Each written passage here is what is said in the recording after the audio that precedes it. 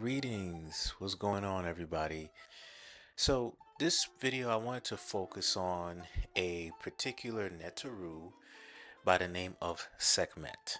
Sekhmet is a Neteru that I always had a nice connection with, that I always felt was an important Neteru in understanding how, one, we can tap into our natural healer, the healer within ourselves, but also learning how to manage our rage, especially when we are taking on a lot of energy. And this is particularly for people who consider themselves empaths, who are very sensitive to energy and tend to want to be the healers or the caretakers in certain situations. But in the midst of doing that, they are taking on a lot for themselves energy wise, right? And they start to feel stressed, they start to feel a lot of anxiety and just overwhelming energy.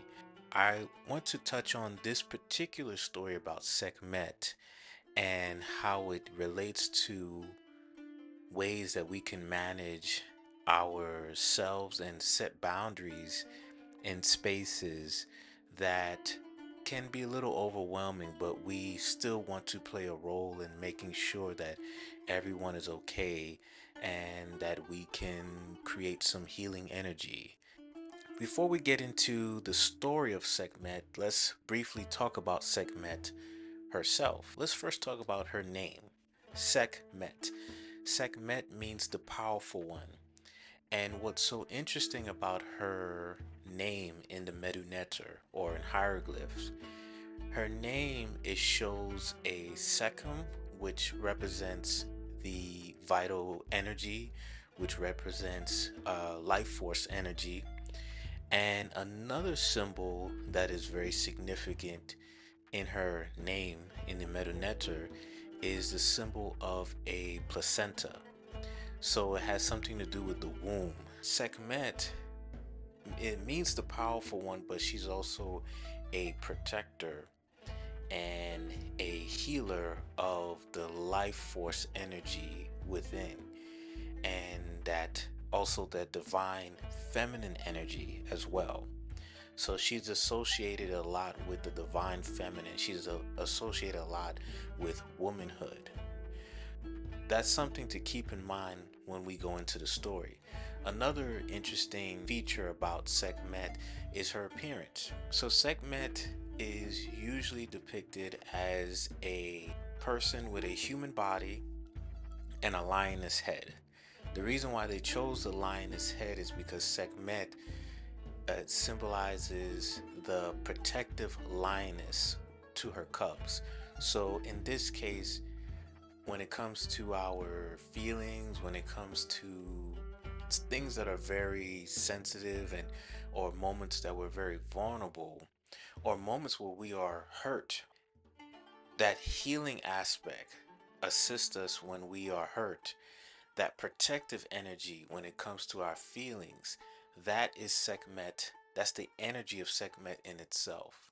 So we can embody the wounded but also the healer all in one, meaning we can get hurt in a situation but then find the healer within ourselves to heal ourselves after we have been hurt, after we have been wounded, whether it's physically, emotionally, mentally, or spiritually. So, just a little background of Sekhmet and how this story can really give you some insight of how it can relate to you as a person. With Sekhmet, she is the daughter of Ra. Ra represents the sun. Now, in this story, Ra is noticing that the world is in chaos. It's in Isfet, as they called chaos in ancient Kemet. And so he noticed that there was an imbalance. There was a lack of ma'at, a lack of balance, lack of truth in the world. So he sent down his daughter, Sekhmet, who is this brave and powerful lioness, powerful warrior, and healer. And when he sent down Sekhmet to heal the world, she came down to earth. She came down in the physical realm and was cleansing the earth, but through a rage. Because remember, she's a lioness, she's a hunter, she's fierce. So any sort of chaos she was wiping out in the world. But through this wiping out, of course, she was drenched in blood. The blood, the energy of the environment that she was cleansing. But in this time of her cleansing the environment, she was filled with more and more rage. So she was stepping out of her healer energy and she was just going into this very chaotic state.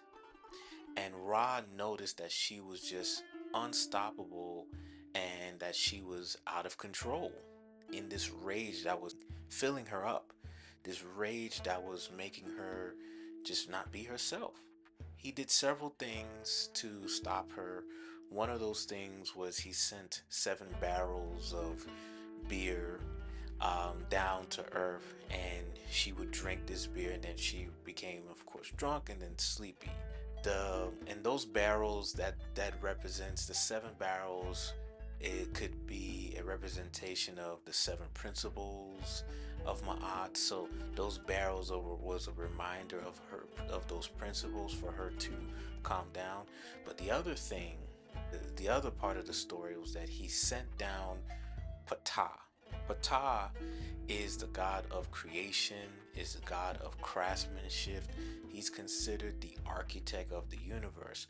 But what's really amazing about Ptah is that he has this stoicness to him that is very calm but yet very grounding. So in this path of rage that Sekhmet was on, Ptah stood in this path. And when Sekhmet came across Ptah, she immediately started to change. The rage that was filling her, the rage that was driving her, was starting to now leave and starting to seep out of her. And this sense of calmness and peace started to overcome her and fulfill her in ways where she no longer had to be in this place of chaos, but she can come back to her place of peace and being that healer. And in that moment of them meeting each other, they came together, they built a bond and a connection, and in that connection, they had a child by the name of Nefertum. Nefertum comes in many forms, but one of those forms is a lotus flower. And a lotus flower tends to be a representation of rebirth. So, this story is a very fascinating story. Of course, it sounds like a great mythology story and probably something we've seen before in fictional, stories or movies.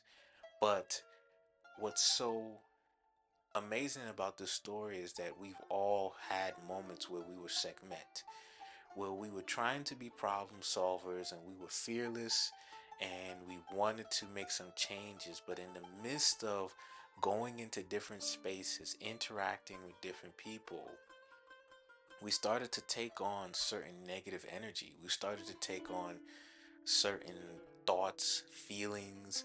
Our bodies were going through some things, and that's because we were just really stretching ourselves thin and not giving ourselves grace, not taking our time, especially if we are holding space for others. So, in that moment of where we are overwhelmed, where we are stressed because we're trying to heal folks or even meet expectations, there's a moment where we come across an energy like Ptah. And that energy could be a person who we are very close with and who sees us and who understands what we're trying to do in life. Or it could be a new person that you come across who reminds you to just be at peace, or who can be your peace, provide you with finding that inner peace. And then also, Ptah could be the form of a family member, an ancestor, someone to remind you to come back to self and not lose yourself in the process of trying to make sure everyone else is good. So, that story is a great reminder to let us know that it's okay to rest, it's okay to set boundaries and be mindful of the type of energies that you take on from certain spaces, certain individuals, but also continue and not be afraid to be fearless. And being fearless, you could also give yourselves permission to rest, give yourselves a permission to have grace, to pause, to take a moment for yourselves to just reset and release all that energy that you might have been taking in. Have a moment to pause and breathe, to release all that you've been taking in that has been causing this stagnant and heavy energy within you. As always, it's a pleasure to just continue to share this perspective. And for me, it's very important that we see the simplicity in the Kemetic spiritual practice. I know they will call it a mystery system or mystery school, but for me, I feel that there's very little mystery. I think it's pretty straightforward. It's a matter of us of really reading into what is being told, what is being said, and that these things, the reason why they were written in stones and on the walls, is so we can see our reflection in what we're looking at and not see it outside of ourselves, or not see it as something that can never happen to us, because this story is something that can happen to any of us, no matter what background we come from, no matter what upbringing we have. This can happen to us. Okay, so it's important that I share that with you through the stories and through the explanations of these things. And I welcome you to find your own perspective on those stories and where you fit in within that story of the Sekhmet and her healing the world. And I look forward to all of us reconnecting very soon. Ankh Uja Seneb, life, prosperity, and health. And I'll leave you all with Hotep. Peace be unto you, and peace be unto self.